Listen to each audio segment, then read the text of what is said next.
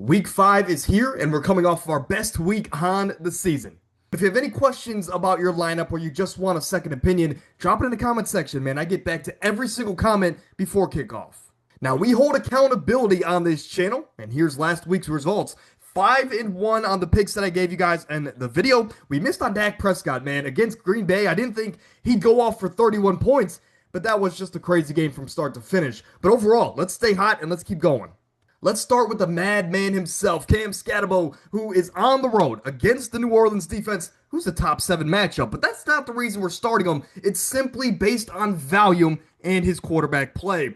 Last week, he solidified himself as a weekly starter in fantasy, and I'm not shying away from it. I'm throwing him in my lineup. 27 touches last week, and over the last 3 weeks, he's had at least 15 rushing attempts per game, 90 total yards a game, with also 3 receptions. So he can do it all. PPR leagues, standard leagues, Cam Skattebo seems to be a weekly start. Now, the cons here is that it is his rookie quarterback's first debut on the road, so this offense might not operate as high as we think they should. However, I think Jackson Dart being a rookie quarterback on the road in his first road start is only going to lean on his easy targets more, which is his tight end, which is Cam Skattebo. So Skattebo not only is going to do damage on the ground against New Orleans, I think he's going to get it done through the air. So Skattebo, in my mind, solidified himself last week, and we're not shying away from it. He's a smash start in week 5. Now, the hottest pickup on the week in your league was probably Woody Marks, and I'll explain to you why. Last week, he pushed Nick Chubb's old self aside and said, I got fresh legs. Let me add that bolt of energy to this offense.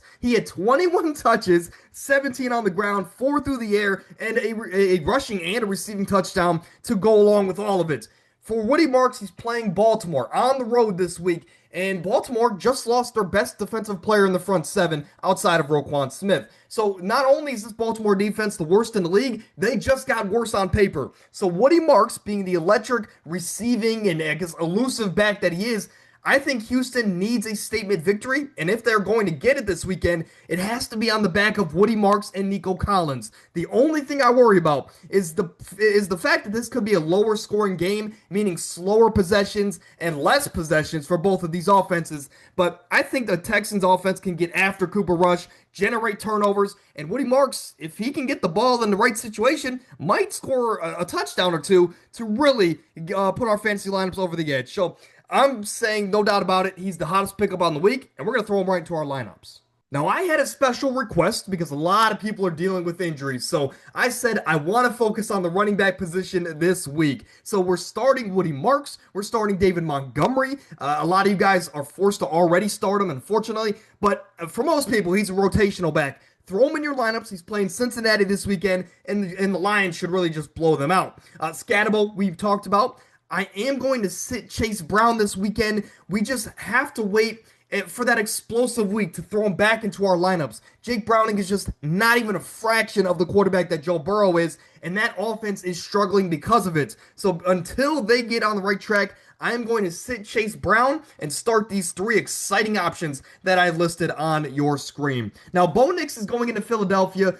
I like Bo Nix. I have a team named after Bo Nix, but I'm going to sit him this week. Against Philadelphia, sure, he could do some damage with his legs, and in that sense, he could still be an okay start. But honestly, I can't see more than 11, 12 points at most from Bo Nix. So for that reason, I think I'm going to sit him this week, go pick him another quarterback option, and go from there. Now, Xavier Worthy, it's a bit of a layup, and I usually give myself one of these every couple weeks, but last week he was coming off an injury, and I told you guys to start him despite coming off a multi-week injury, and he had 8 targets for 83 yards, and he was dominant for fantasy. I think there's no doubt about it. The Chiefs need to continue winning against an AFC opponent in Monday night. I think Xavier Worthy continues to dominate for a let's just say a 15-point game.